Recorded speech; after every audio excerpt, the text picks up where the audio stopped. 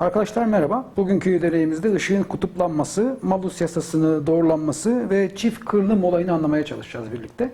Ama önce ışığın mahiyetini bir daha hatırlayalım hep beraber.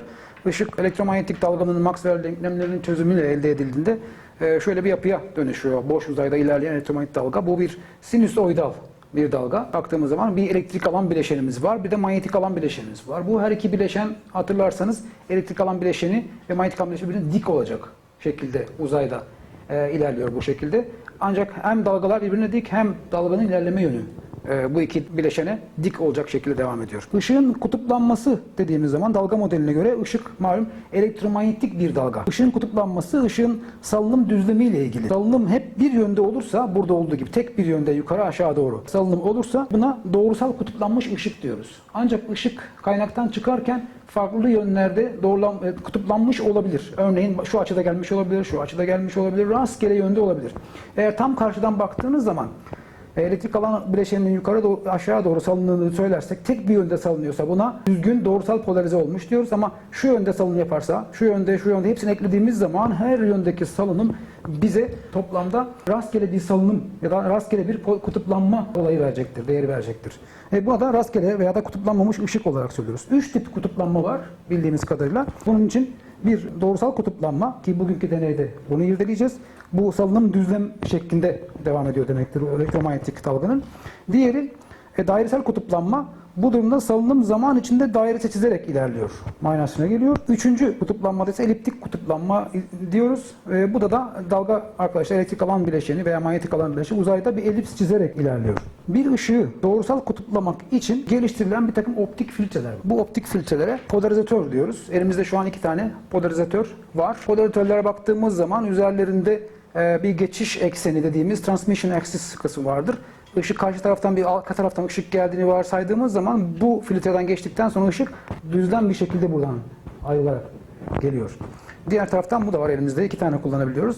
Bundan tek başına belki çok anlamlı gelmeyebilir size kullanılması. Fakat ikisi birlikte kullanıldığında çok ilginç şeyler, fizik prensipleri ortaya koyabiliyoruz. Işık bu lineer polarizer'dan veyahut da lineer kutuplayıcıdan geçtikten sonra örneğin burada rastgele çıkan ışık size doğru geldiğinde doğrusal polarize bir şekilde ulaşmış oluyor. Bunu buraya takalım. Şimdi burada enteresan olan şu. Malus yasası denen bir yasa var. Bu yasaya göre iki polarize kağıt arasındaki açı ile ışık şiddeti arasında ilgili. Bu yasaya göre ışık şiddeti ikinci polarizatörden geçen ışığın şiddeti iki polarize arasındaki açının kosinüsünün karesiyle orantılı. Şimdi dikkatle bakın arkadaşlar.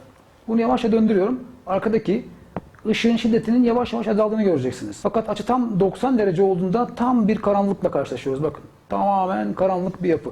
Çünkü kosinüs 90 malum 0. Doğal olarak da şiddetimiz 0 olacaktır. Tekrar döndürdüğüm zaman geriye veya diğer tarafa tam en yüksek ışık şiddeti 0 derece. İki polarize arasındaki açı 0 derece olduğunda oluyor. Ama ikisi 90 derece olduğunda böyle bir durumla karşılaşıyoruz. Bunu bugünkü deneyde doğrulamaya çalışacağız. Bir de çift kırılım olayından bahsetmemiz gerekiyor. Işığın polarizasyonu ile ilgili. Bazı saydam kristal maddeler, kristal yapılar atomların dizilişlerine göre belli bölgelerde farklı kırılma indisine sahip olabilirler. Kutuplanmamış ışık şekilde gösterildiği gibi bu türden maddelere girdikten sonra O dalgası ve E dalgası olarak adlandırılan iki tür polarizasyon bileşenine sahip olur. Bu maddeler polarize filtreler kullanıldığında ve beyaz ışık altında renkli gerilim dalgalanmaları oluşturur. Örneğin polarizatörümüzü getiriyoruz. Şu an tam karanlık bir bölge var ortada. Bu karanlık bölgeye bu türden saydam bir maddeyi getiriyorum. Bakınız takım renklenmeler ortaya çıkıyor. Bu renklenmelerin yoğun olduğu bölgelerde arkadaşlar malzeme üzerindeki gerilmelerin yani streslerin çok olduğunu söyleyebiliriz. Farklı malzemeler deneyebiliriz. Örneğin başka bir cetvel alıyorum burada. Şöyle bakarsanız bakın renkli bölgeler var. Bu bölgelerin tekrar edelim.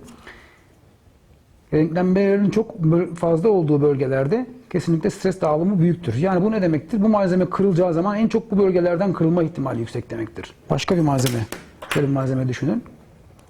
Araya bu malzemeyi yerleştiriyorum. Bakın saydam karanlık bir ortama şunu yerleştiriyorum. Ve bunu sıkmaya başladığım zaman net bir şekilde gerilim dağılımları görülebiliyor. Çok sıksak örneğin bu tam orta noktadan kırılacağının işaretidir. Başka bir örnekte gözlük camımız. Gözlük camı üzerinde stres dağılımlarına bakabiliriz. Şuradan görebilirsiniz. Bakınız. Net bir şekilde renklenmeler var. Gözlüğünün vidalandığı yerlerde stres çok ciddi bir şekilde dağılmış. Bu olay optikte çift kırılım olarak adlandırılmaktadır. Şimdi deneyimize geçiyoruz. Bu deneyde Malus yasasını doğrulamaya çalışacağız birlikte. Malus yasası bize ışık şiddetinin iki polarizatörden geçtikten sonra ışık şiddetinin iki polarizatör arasındaki açının kosinüsünün karesiyle orantılı olduğunu söylüyor. Şimdi bunu doğrulamaya çalışacağız. Deney düzenimizde bir lazer ışık kaynağımız var.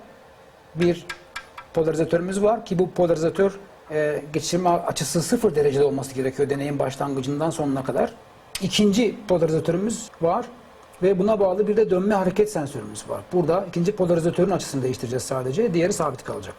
Bir de en sonda ışık sensörümüz var. Bu ışık kaynağı ise gelen ışığın şiddetini bize ölçüp bilgisayarda sonucu verecek. Bütün sistem uygun kablolarla bir bilgisayara bağlanacak ve bilgisayardan analiz yapacağız. Birinci polarizatörün açısı 0 derece olacak şekilde alıyoruz. İkinci de şu an 0 derecede ve bunu değiştiriyorum. İkinci polarizatörü değiştiriyorum ve karşı tarafta sensöre düşen ışığın şiddeti bu açıyla ilişkili olduğu için bakın azalmaya başlıyor. Azalmaya başlıyor. Grafikten de gördüğünüz gibi ışık şiddeti en başta yüksek başladı. Sonra düşmeye başladı. Düşüyor. Ve bakın sıfırdan geçiyor. Sıfırdan geçtiği yer tam 90 dereceye karşılık geliyor. Çünkü kosinüs 90 sıfır ve onun karesi de sıfır olacaktır. Tekrar döndürmeye devam ettiğiniz zaman ışık şiddetinin yükseldiğini ve 180 derece olduğu zaman polarizatör en yüksek noktaya ulaştığını göreceksiniz. Bu şekilde açıları devam ettirerek gene 270 derecede bir minimuma uğrayacak. Daha sonra tekrar 360 dereceye geldiğiniz zaman bir maksimumdan geçecek. Bu şekilde bu grafiği inceleyerek arkadaşlar analiz yapabiliriz. Amacımız bu yasanın doğrulanmasıydı. Arkadaşlar veri analizine geçtiğimiz zaman dikkat etmemiz gereken husus şu. Grafikte zaten x ekseninde açı derece cinsinden görülmekte. Y ekseninde ise ışık şiddeti söz konusu. Burada elde ettiğimiz deneysel veri noktalarını arkadaşlar şu aşağıdaki fonksiyona fit etmemiz gerekiyor. Bulduğunuz deneysel fit sonucunda n parametresi 2'ye yakın çıktığında Malus yasasını doğrulamış olacağız.